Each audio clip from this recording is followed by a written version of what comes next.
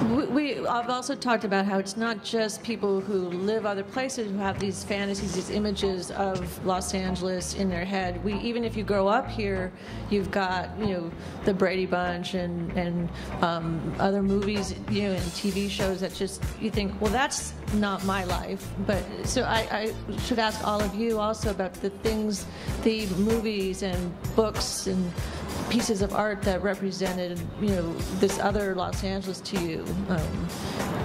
When I finally arrived, when I came to America for the first time, the impact of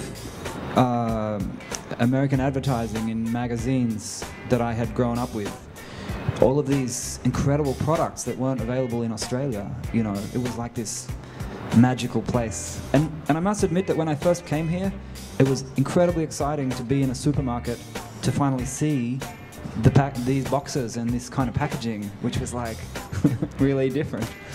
One of the things, when you grow up in that neighborhood, you understand people, and you have a certain feeling and connection that seemed to be not there in Hollywood films, and I wanted to treat people as human beings first, and show their humanity, and that was, I guess, the source of my notion of film, whatever it was.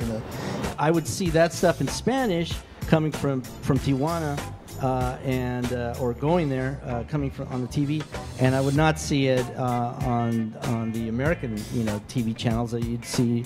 I used to watch. I remember watching Bonanza when I was a kid, and thinking that Adam, the brother Adam, was Mexican because he had black hair. So he was my favorite Bonanza brother, my favorite Cartwright, and that's how desperate I was to see anything, Like I read all the Hardy Boys, I read all the Bobbsey Twins, I read all the Nancy Drew books, all those sort of cheap, fake series, and I actually did read them not for the mystery plots, but for what I could sort of glean of ordinary family, prosperous life. It fascinated me.